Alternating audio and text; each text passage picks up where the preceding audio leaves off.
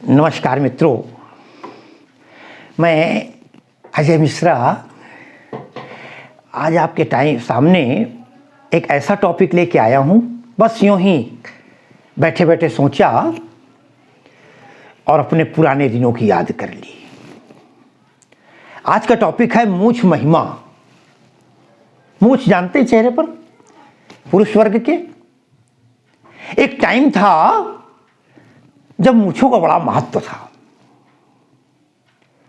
मूंछें अनेक बात का प्रतीक थीं। आज मूंछें न रखना ज्यादा है, रखने वाले कम है। मैं अपने के बारे में दिखा दूं। पहले मैं भी मूंछ रखता था, आज मैं बिना मूंछ का हूं। मैंने आज के इस प्रकरण में, आज के इस वीडियो में यह बताने का प्रयास किया है, दोनों ही श्रेष्ठ हैं अपनी जगह पर। मूंछें रखना या न रखना, अंत तक सुनेंगे तो मूंछें न रखने वाले भी गदगद हो उठेंगे। इसलिए बहुत बड़ा वीडियो नहीं होगा। पुराने समय में, कम से कम जब से हमारी उम्र मैंने संभाली, मूंछें रखना एक वीरता का प्रतीक माना गया, स्वाभिमान का प्रतीक माना गया। चेहरा रौबदार होता था। अरे ग्रामीण परंपरा में, गांव की भाषा में कहते थे, जिसके मूंछ नहीं उसके कुछ नहीं। इसका मतलब मूंछें स्वाभिमान का, वीरता का। अरे लोग बड़ी बड़ी मूंछें रखाया करते थे। मैंने कक्षा 10 में एक अलंकार की पंक्ति पढ़ी थी, मटरू की मूंछें करती हैं झाड़ू का काम। ये मूंछ की अपनी परंपरा थी। अलग अलग लोगों ने अलग अलग तरह की बात बताई। आप राणा प्रताप जैसे बहादुर लोगों को, पृथ्वीराज चौहान जैसे लोगों को जब भी देखेंगे तब एक भरा हुआ चेहरा, तनी हुई मूंछ अपने स्वाभिमान को जागृत करती हुई बताती है। मगर जब भगवान के चेहरे को देखेंगे आप, किसी भी कृष्ण हो या राम हो या विष्णु हो, किसी के चेहरे पर आपको मूंछें दिखाई नहीं देंगी। अब अद्भुत बात है। वास्तविकता क्या है? अच्छा एक बात देखें, ये मूंछ कितनी आवश्यक है, कितनी महान है, कितनी श्रेष्ठ है। आप किताब पढ़ते हैं, पढ़ते समय कोई चीज जब बहुत अच्छी लगती है या आवश्यक होती है, परीक्षा की दृष्टि से उपयोगी होती है, इंपॉर्टेंट होती है, तो आप तुरंत पेन लेकर के उसके नीचे एक अंडरलाइन कर देते हैं ना। अरे भगवान ने अंडरलाइन करके भेज दिया, नाक के नीचे मूंछ है, ध्यान रखिएगा। अर्थात नाक की इज्जत मूंछ है, नाक के नीचे एक अंडरलाइन है। लोग कहते हैं उनकी तो नाक कट गई, मूंछें झुक गई। प्राय मूंछ लोग यूं नहीं करते थे, ऊपर को तानते थे, उन्नति की ओर मूंछ जाया करती थी। अरे आपको बताएं एक बड़ी सुंदर बात। मुझे एक बार समस्या दी गई थी, मैं उसको बात करता हूं। पहले आपको एक मूंछों की बड़ी सुंदर बात बता दूं। मैं कानपुर का रहने वाला हूं। कन्नौज जिले का नाम सुना होगा, बड़ा प्रसिद्ध है इत्र के मामले में, सेंट के मामले में। कन्नौज और फर्रुखाबाद के बीच में एक गांव ऐसा था, हमारी दादी बताया करती थी। वहां पर एक सेठ जी जो थे, वो गिरों गांठ का काम करते थे। गिरवी जानते किसे कहते हैं? सोना लेके गए लोग, दे आए, पैसा ले आए उधार, बाद में सोना रखा रहेगा और जब आप ब्याज चुका देंगे, पैसा चुका देंगे जिस दिन जा करके, अपना उठा लाएंगे। गिरों गांठ का काम बहुत चलता था गिरवी का। आज बैंक लोन देता है ना सोना रखकर, उसी प्रकार सेठ, पूंजीपति, साहूकार, बनिया, महाजन ये काम बहुत किया करते थे। अरे उस गांव में एक साहूकार ऐसे भी थे जो मूंछें गिरवी रखते थे। एक मूंछ का बाल ले लिया करते थे और जितने लोग देते थे सबकी डिबिया बना रखी थी उन्होंने लोहे की। उसके अंदर बाल रखा, उस डिब्बी को बंद किया कपड़े से, उसका नाम लिख दिया और पैसे दे दिए। कल्पना कीजिए। और जब आप पैसे चुकाने आए तब वो डिबिया खोली गई। आप जिस प्रकार सोना वापस कर देते हैं, उसी प्रकार उन्होंने आपके मूंछ का बाल वापस कर दिया। अरे उन साहूकार से उनके पोते ने कहा, ये बात 1960-65 की है, पोते ने कहा, हमारी दादी ने किस्सा बताया था, बोले दादा जमाना बदल गया है, अब लोग मूंछ के महत्व को नहीं लगते। ध्यान रखिएगा, मूछ और पगड़ी दो इज्जत की चीजें हुआ करती थी। लोग पगड़ी सर पे रख दिया करते थे उतार करके अपनी इज्जत के लिए, मूछ भी इज्जत की प्रतीक होती थी। तो साथियों, उन्होंने कहा अब ये मूछों को काम बंद कर दो, लोग पैसा देकर चले जाए, लेके चले जाएंगे, कोई वापस नहीं आएगा। खैर, उनका ये धंधा था, वो अपनी दुकान में रोज बैठा करते थे। एक दिन एक व्यक्ति आया और उसने कहा 500 रुपए चाहिए, लीजिए। उनकी परंपरा थी, उन्होंने मूछ के बाल को ले लिया, रख दिया डिबिया में, उनको 500 रुपए दे दिए। एक दूसरे सज्जन आए, उन्होंने भी कुछ पैसा लिया, दोनों को दे दिया। जब दोनों चलने लगे तो उन्होंने, भैया 1 मिनट रुकना जरा, याद आई, बेटे ने कहा था पोते ने कि जरा आजकल परीक्षा कर लीजिएगा, अब मूछों का महत्व तो नहीं है, लोग ठग लेंगे। उस जमाने में 500 रुपए का महत्व था।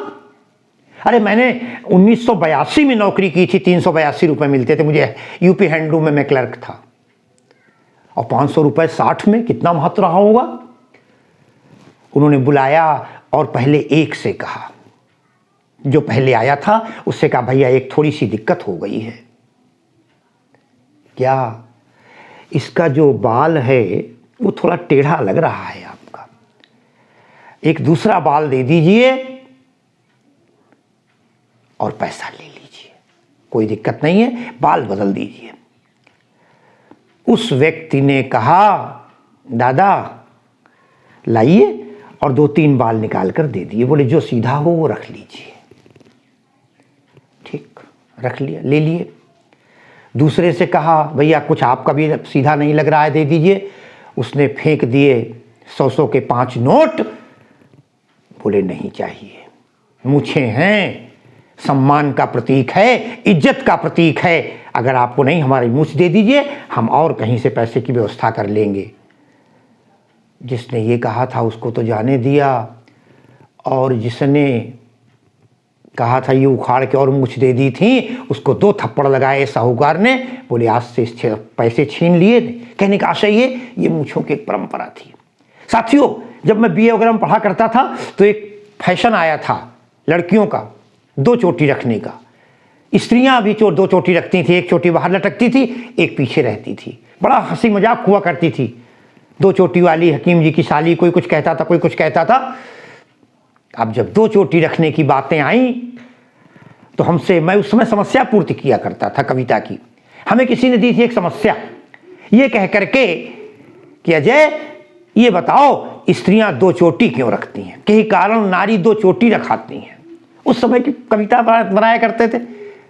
तब मैंने लिखा था उन दोनों के लिए, उन सबके लिए उस टाइम, नारी ध्यान दीजिएगा 2 चोटी क्यों रखती हैं। नारी तो नर की अर्धांगिनी सदा से रही, नारी तो नर की अर्धांगिनी सदा से रही, अरे आप बने देव तो वे देवियां कहाती हैं। ध्यान रखिए, 2 चोटी की बात है। आप बने देव तो वे देवियां कहाती हैं, सूट बूट कोट पहन गले में लगा के टाई, आप हुए साहब तो वे लेडियां कहाती हैं।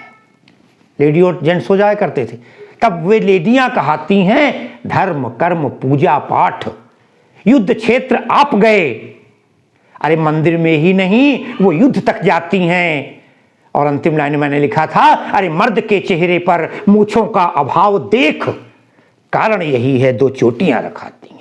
जब देखा हमारे पति ने मूछें रखाना बंद कर दिया, तब फिर क्या था, उन्होंने कहा चलो एक पति के मूछ के बदले की रख लेते हैं, एक अपने के बदले रख लेते हैं। हमारे तमाम दोस्त नाराज हो गए, तमाम मित्र नाराज हो गए। बोले अरे ये क्या कह दिया आपने, इसका मतलब हमारी वजह से वो रख रही हैं, हमने मूछों को हटाना शुरू कर दिया। तब मैंने दूसरे दिन अपने ग्रुप में फिर एक नया छंद लिखा था, और वो छंद कहा था मैंने, कितने अच्छे हैं जो मूछ नहीं रखाते हैं। जो आज की मेरी स्थिति, मैं 2008 के पहले जो भी मेरा चित्र देखेगा कोई, या जो हमारे विद्यार्थी याद होंगे, हमारे विद्यार्थियों को, मैं एक पतली सी मूछ हमेशा रखता रहा। 2008 में पिताजी के निधन के बाद जब मेरी मूछें बनी, फिर भी मैं काफ़ी चलाता रहा। 2014-15 के बाद से मैंने मूछों को साफ करना शुरू किया। वो भी टाइम था, ये भी टाइम है। आज भी स्वाभिमान के साथ जीवन व्यतीत कर रहा हूँ। फिर देखें आप, मैंने मूछें न रखाने वालों के लिए जो छंद लिखा था, और उसका शीर्षक था मुछ मुंडे भले, माने बहुत अच्छे हैं। हम देखेंगे कैसे खाते किसी और की बजाते किसी और की, समय परिवर्तन, खाते किसी और की बजाते किसी और की, अरे तिनसे तो बैल जो डुंडे भले। यही नहीं, कांच के बर्तन तो जूठे हुए अनूठे रहे। कांच के बर्तन की विशेषता, गिला पानी डाल के धोया रख दिया, कांच के बर्तन तो जूठे हुए अनूठे रहे, अरे तिनसे तो ये माटी के हुंडे भले। जो मट्टी का बर्तन होता है हुंडा, तिनसे तो माटी के हुंडे भले। और भेष बना संत का नेपथ्य में, नेपथ्य कहते पर्दे के पीछे, भेष बना संत का, अरे नेपथ्य में दुष्कर्म करें, तिनसे तो समाज के गुंडे भले।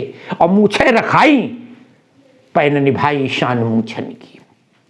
आज के लिए मूछे रखाई पैन निभाई शान मूछन की, तिनसे तो अजय मुछ मुंडे भले, तिनसे तो अजय मुछ मुंडे भले, तिनसे तो अजय मुछ मुंडे। और इसी के साथ मैंने आज मूछ महिमा की, मूछ अच्छी चीज़ है, चेहरे का सौंदर्य झलकता है, वीरता झलकती है, लेकिन स्वाभिमान के साथ अगर हम रखते हैं तो अन्यथा न होना ही भी समाज के लिए एक लाभदायक है। आप अपने स्वेच्छा के अनुसार, अपनी सुविधा के अनुसार जैसे चाहें अपने जीवन को रखें, लेकिन आपके अंदर जो मानवीय गुण हैं, जो जीवन के शाश्वत मूल्य हैं, वो बरकरार रहने चाहिए। चाहे वो देश प्रेम हो, परोपकार हो, ममता हो, उदारता हो, दया हो, भाईचारा हो, विश्व बंधुत्व की भावना हो, अगर ये सब आपके पास हैं तो मूछें हो या न हो फिर भी आप महान हैं। और मूछें होते हुए भी अगर आप देशद्रोही हैं, यदि आप कपटी हैं, पाखंडी हैं, पापी हैं, तो फिर मूछ का कोई महत्व